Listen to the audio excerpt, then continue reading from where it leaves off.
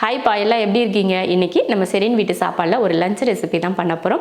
ரொம்ப சிம்பிளாக இருக்கக்கூடிய ஒரு லஞ்ச், அதே சமயம் ரொம்ப ருசியாகவும் இருக்கக்கூடிய ஒரு சமையல் தான் பண்ண போகிறோம். என்னென்னு பார்த்தீங்கன்னா, வெள்ளை பூண்டும் கருவாடும் போட்டு ஒரு குழம்பும் பீட்ரூட் பொரியலும் பண்ண போகிறோம். எப்பவும் போல் பார்த்தீங்கன்னா அரிசி ஊற வச்சு எடுத்துட்டேன். இப்போ முதல்ல நம்ம குழம்பு தாளித்து விட்டுறலாம். அதுக்கப்புறமா அரிசி ஒரு பக்கம் வச்சுக்கலாம். இப்போ குழம்பு தாளிக்கிறதுக்கு ஒரு பாத்திரம் வச்சுக்கலாம். இப்போ ஸ்டவ் ஆன் பண்ணி ஒரு பாத்திரம் வச்சுருக்கேன். நான் நல்லெண்ணெய் தான் ஊற்றிக்க போகிறேன். இந்த மாதிரி பூண்டு குழம்புக்கெலாம் பார்த்திங்கன்னா நல்லெண்ணெய் ஊற்றி செஞ்சால் சூப்பராக இருக்கும். அதே போல் காரக்குழம்பு எதுக்காக இருந்தாலுமே நல்லெண்ணெய் சேர்த்துக்கிட்டிங்கன்னா நல்லாயிருக்கும். எண்ணெய் காஞ்சதுமே வெள்ளை பூண்டும் வெங்காயமும் சேர்த்துக்கலாம். கொஞ்சம் கருவேப்பிலை. அடுத்து பார்த்திங்கன்னா கருவாடு, நான் நெத்திலி கருவாடு எடுத்திருக்கேன். அதையும் இந்த வெள்ளை பூண்டு கூடயே சேர்த்துடலாம். நல்லா சுடுதண்ணி போட்டு கழுவிக்கோங்க. இப்போ இது ரெண்டையும் ஒரு 2 நிமிஷத்துக்கு வதக்கிக்கலாம். இப்போ இதை வதக்கிக்கலாம். நம்ம வெள்ளை பூண்டு குழம்பு இது போல் கருவாடு போட்டு தாளிக்கிறப்போ பார்த்திங்கன்னா நம்ம கடுகோ வெந்தயமோ இல்லை ஜீரகம் எதுவுமே போட்டு தாளிக்க தேவையில்லை. இது வெறும் பூண்டு மட்டும் போட்டுக்கிட்டால் போதும். நான் கூட வெங்காயம் கொஞ்சம் இருக்கட்டும் அப்படின்றக்காக சேர்த்துருக்கேன். நீங்கள் வெங்காயம் போடாமல் வெறும் பூண்டு மட்டும் போட்டு செய்யலாம். நீங்கள் நினைப்பீங்க பூண்டு விற்கிற விலையில் இவ்வளோ பூண்டு போட்டு குழம்பு செய்கிறது அப்படின்னு. என்றைக்காவது ஒரு நாள் கண்டிப்பாக பூண்டு குழம்பு செஞ்சு சாப்பிடணும், உடம்புக்கு ரொம்ப நல்லது. அது கூட இந்த மாதிரி ஒரு கருவாடு, நெத்திலி கருவாடு போட்டு செஞ்சுங்க. நெத்திலி கருவாடு தான் இந்த குழம்புல நம்ம போடணும். இந்த துண்டு கருவாடு, வாழைக்கருவாடு இந்த மாதிரிலாம் இருக்கும் பார்த்திங்களா, அதெல்லாம் நம்ம இதில் சேர்த்துக்கக்கூடாது. ஏன்னா கரைஞ்சி போயிடும். நெத்திலி கருவாடு அந்த அளவுக்கு கரைஞ்சி போகாது, அப்படியே இருக்கும். போட்டால் போட்டபடி இருக்கும். இது ரெண்டையும் சேர்த்து போட்டு நம்ம குழம்பு பண்ணுறப்போ அவ்வளோ அருமையாக இருக்கும் ருசி. அதே போல் பார்த்திங்கன்னா பூண்டு எவ்வளோ போடணும்னு அது உங்கள் விருப்பம். எவ்வளோ பூண்டு வேணாலும் நீங்கள் போட்டுக்கலாம். இல்லை ஒரு 4-5 பூண்டு பல் போட்டு கூட நீங்கள் இந்த மாதிரி குழம்பு செஞ்சுக்கலாம். ரொம்ப நல்லாயிருக்கும். பூண்டோட அளவு உங்கள் விருப்பத்தை பொறுத்து அதிகமாக சேர்க்குறதும் கம்மியாக சேர்க்குறதும். அதே போல் வெங்காயமும் அப்படி தான். ரெண்டுமே சரி அளவு எடுத்து சேர்த்தாலும் சரி, இல்லை நிறையா சேர்த்துக்கிட்டாலும் சரி, அது உங்கள் விருப்பம். ஆனால் இது கூட கருவாடு சேர்த்துக்கோங்க. நான் 2 பாக்கெட் கருவாடு எடுத்தேன், இவ்வளோ தான் வந்தது. நம்ம கடைகளில் வாங்குறது பாக்கெட் கணக்கில் வாங்குறது கொஞ்சமாக தான் இருக்குது. நம்ம மார்க்கெட்ல எல்லாம் போய் வாங்கணும் பார்த்திங்கன்னா கருவாடு நிறைய கருவாடு வீட்டில் வாங்கி வச்சு போலையா, அந்த மாதிரி இருக்கிறப்போ கொஞ்சம் கருவாடு பார்த்து நம்ம சேர்த்துக்கலாம். இப்போ இதை ரொம்ப நேரமெலாம் வதக்க தேவையில்லை. ஒரு 2 நிமிஷத்துக்கு நம்ம வதக்கிக்கிட்டால் போதும். வதங்குறதுலே பூண்டு நல்லா வெந்துடும். பூண்டு நான் ஒரு 100 கிராம் அளவுக்கு பூண்டு சேர்த்துட்டேன். அந்த 100 கிராமில் பாதி சின்ன வெங்காயம் சேர்த்துருக்கேன். உங்கள் விருப்பத்தை பொறுத்து நீங்கள் நிறைய பூண்டு கூட சேர்த்துக்கோங்க. 1/4 கிலோ பூண்டு கூட சேர்த்து நீங்கள் குழம்பு செய்யலாம், அது உங்கள் விருப்பம். அதே போல் தக்காளி பார்த்திங்கன்னா நான் 3 தக்காளி எடுத்திருக்கேன். பாருங்கள், இந்த அளவுக்கு வதங்கிக்கிட்டால் போதும். ரொம்ப நேரம்லாம் வதக்க தேவையில்லை, சீக்கிரமாக வதங்கிடும். பாருங்கள், இந்த அளவுக்கு வதக்கினதுக்கப்புறம் தக்காளி சேர்த்துக்கலாம். 3 தக்காளி, அதையும் நல்லா வதக்கிடலாம்.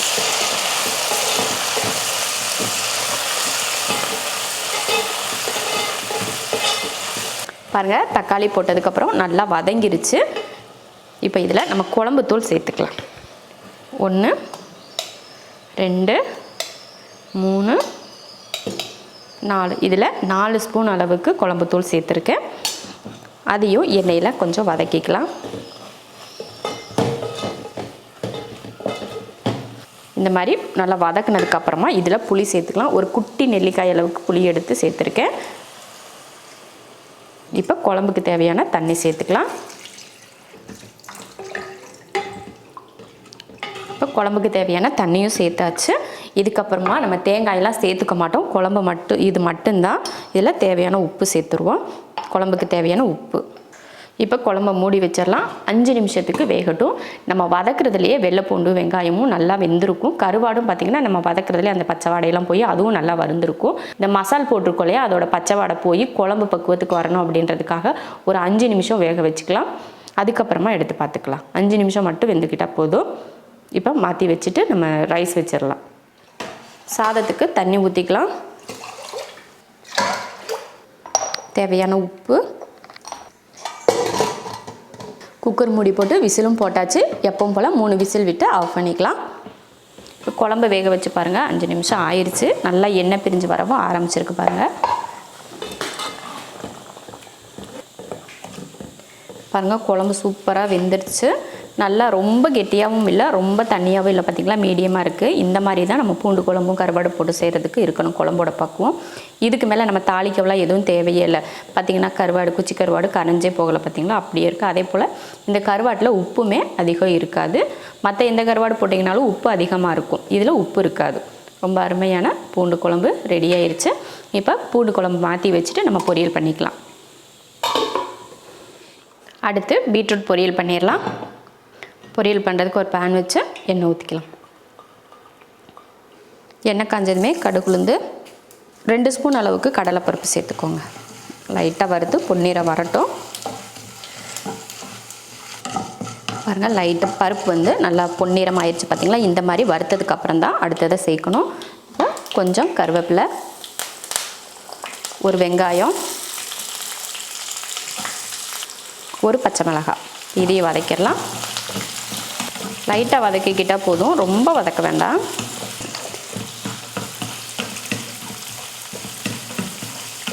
இந்த அளவுக்கு வதக்கிக்கிட்டால் போதும்.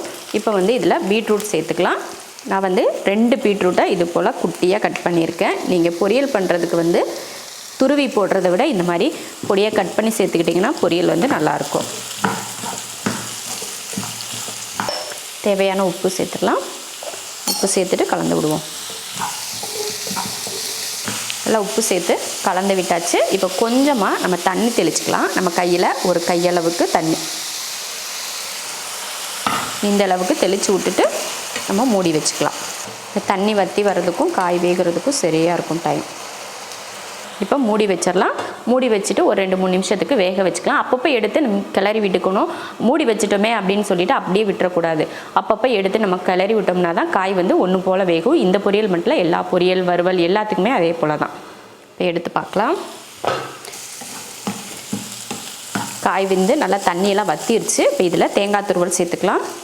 நம்ம கையில் ஒரு கையளவுக்கு தேங்காய் துருவல் சேர்த்துக்கோங்க.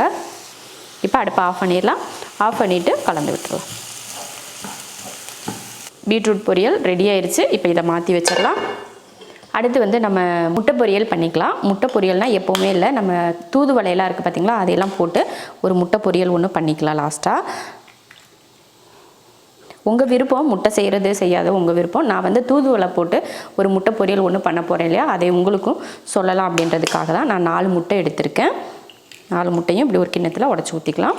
நான் எப்போவுமே சொல்லியிருக்கேன், முட்டை வந்து நீங்கள் இப்படியே உடச்சி இப்படி ஊற்றுனீங்கன்னா உள்ளே அந்த முட்டை எப்படி இருக்குன்னு தெரியாது. ஒரு சில நேரங்களில் பார்த்திங்கன்னா முட்டையை குலுக்கி பார்த்தோம்னா நல்லா குலுங்காமையே இருக்கும். அப்போ நம்ம அது நல்ல முட்டை அப்படின்னு நினச்சிட்டு ஊற்றுவோமா, அந்த முட்டை பார்த்திங்கன்னா ஒரு மாதிரி ஸ்மெல் அடிச்சுட்டு கெட்டு போன மாதிரி இருக்கும். முட்டை எப்போ எப்படி இருக்குன்னுலாம் சொல்ல முடியல. அதனால் ஒரு கிண்ணத்தில் ஊற்றி வச்சுட்டு அதுக்கப்புறமா நீங்கள் பொரிக்கிறதோ எது பண்ணாலும் பண்ணிக்கோங்க. இப்போ 4 முட்டை எடுத்திருக்கேன். ஒரு தூதுவளை இலை பார்த்திங்கன்னா ஒரு 10லேருந்து ஒரு 15 இலை எடுத்திருக்கேன். நம்ம வீட்டில் தூதுவளை செடி வச்சுருக்கேன், அதுலேருந்து எடுத்துகிட்டு இப்போ இதை பொடியாக கட் பண்ணிக்கலாம். நல்லா இலையாக தான் எடுத்திருக்கேன். நல்லா கழுவி எடுத்தாச்சு. இந்த முள்ளெல்லாம் இருக்கும் பார்த்திங்களா, அந்த முள்ளெல்லாம் சின்ன சின்னதாக வெட்டி எடுத்துருங்க. அப்படி இந்த முள் இருந்தாலும் ஒன்றும் பிரச்சனை இல்லை, நம்ம இதில் போடுறப்போ வெந்துடும். அதனால் அது பயம் இல்லை. ரொம்ப பெரிய முள்ளாக இருந்துச்சுன்னா இந்த மாதிரி சிசர் வச்சு இப்படி கட் பண்ணி எடுத்துக்கோங்க. அவ்வளோதான்.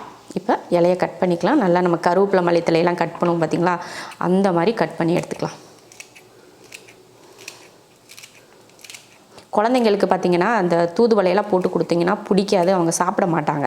இந்த மாதிரி முட்டை கூடையெல்லாம் சேர்த்து போட்டு கொடுக்குறப்போ நல்லா சாப்பிட்ருவாங்க. அவங்களுக்கே தெரியாது கருவேப்பிலை மல்லித்தலை தான் போட்டிருக்காங்க போல் அப்படின்னு நினச்சிட்டு இதை சாப்பிட்ருவாங்க. இப்போ இதில் முட்டையில் சேர்த்துக்கலாம். அதுக்கு வந்து நான் ஒரு பெரிய வெங்காயம் தான் கட் பண்ணி எடுத்திருக்கேன். நல்லா பொடியாக கட் பண்ணி எடுத்திருக்கேன் பாருங்கள். பெரிய வெங்காயம் வெட்டினாலுமே கையை வச்சு இப்படி லைட்டாக ஒரு பிசைஞ்சிக்கிட்டிங்கன்னா அந்த ஒன்றா ஒட்டிகிட்ருக்கும் பார்த்திங்களா, அதெல்லாம் இல்லாமல் தனித்தனியாக வெங்காயம் வரும். அதனால் இந்த மாதிரி பிசைஞ்சுக்கோங்க. என்னதான் நீங்கள் கரண்டி போட்டு அடித்தாலுமே வெங்காயம் வந்து ஒன்றோட ஒன்று ஒட்டிகிட்டே தான் இருக்கும். இந்த மாதிரி கையில் போட்டு இப்படி லைட்டாக பிசைஞ்சு எடுத்துட்டிங்கன்னா உங்களுக்கு ஈஸியாக இருக்கும். கொஞ்சம் கருவேப்பிலை, பச்சை மிளகாய் வந்து நான் இதில் சேர்த்துக்கல. ஏன்னா குழந்தைங்களுக்குலாம் கொடுக்குற மாதிரி இருந்தால் நீங்கள் பச்சை மிளகாய் சேர்க்க வேணாம், இது மட்டும் சேர்த்துக்கிட்டிங்கன்னா போதும். கொஞ்சம் மல்லித்தலை, அடுத்து நம்ம கட் பண்ண தூதுவளை, தேவையான உப்பு, அடுத்து மிளகுத்தூள் சேர்த்துக்கோங்க. 1/2 ஸ்பூன் இல்லைன்னா 1 ஸ்பூன் அளவுக்கு சேர்த்துக்கோங்க. இப்போ இதை கலந்துடலாம். இப்போ ஸ்டவ் ஆன் பண்ணிக்கலாம். அடுத்து எண்ணெய் ஊற்றிக்கலாம். பார்த்தீங்கன்னா எண்ணெய் ஊற்றி எண்ணெய் காஞ்சிருச்சு. இப்போ இந்த முட்டையை இதில் சேர்த்துடலாம். நீங்கள் இதை ஆம்லேட்டாக போட்டு கொடுக்குற மாதிரி இருந்தால் கூட நீங்கள் கொடுத்துக்கலாம். இல்லை இது போல் பொரியல் மாதிரி பண்ணி கொடுக்குறதுனாலும் கொடுத்துக்கலாம். போட்டுட்டு இதை நல்லா கலந்து விட்டுவோம். நல்லா பொடி பொடியாக வர அளவுக்கு கலந்துக்கோங்க. அவ்வளோதான் பாருங்கள், முட்டை வந்து நல்லா வெந்துருச்சு. ரொம்ப நேரம் போட்டு முட்டையை வறுத்துட்டு இருக்கக்கூடாது. இந்த மாதிரி போட்டு அந்த பச்சையெல்லாம் போனதுக்கப்புறம் உடனே எடுத்துடணும். இல்லைன்னா அந்த முட்டை வந்து நல்லா ஒரு மாதிரி முரடாக இருக்கிற மாதிரி ஆயிரும். இந்த மாதிரி உடனேக்கே எடுத்துட்டிங்கன்னா நல்லா சாஃப்டாக இருக்கும். அவ்வளோதான். இதுக்கு மேலே கொஞ்சம் மிளகுத்தூள் தூவிட்டு இறக்கிக்கலாம். கொஞ்சமாக சேர்த்துக்கோங்க. சேர்த்துட்டு அடுப்பை ஆஃப் பண்ணிக்கலாம். அவ்வளோதான், தூதுவளை முட்டை பொரியல் வந்து ரெடி ஆயிடுச்சு. அடுப்பை ஆஃப் பண்ணிவிட்டு இறக்கி வச்சுக்கலாம். இப்போ எல்லாமே பண்ணி முடிச்சாச்சு. சாதம் வச்சாச்சு, குழம்பும் ரெடி ஆயிடுச்சு, பீட்ரூட் பொரியலும் ரெடி ஆயிடுச்சு, முட்டை பொரியலும் ரெடி ஆயிடுச்சு, எல்லாமே ரெடி ஆயிடுச்சு. சாப்பாடோட ஸ்டீம் இறங்குனதுமே நம்ம சாப்பிட்றதுக்கு எடுத்துக்கலாம். சாதம், பீட்ரூட் பொரியல், பூண்டு கருவாடு குழம்பு, முட்டை தூதுவளை பொரியல். சூப்பரான ஒரு லஞ்ச் மெனு ரெடி ஆயிடுச்சு.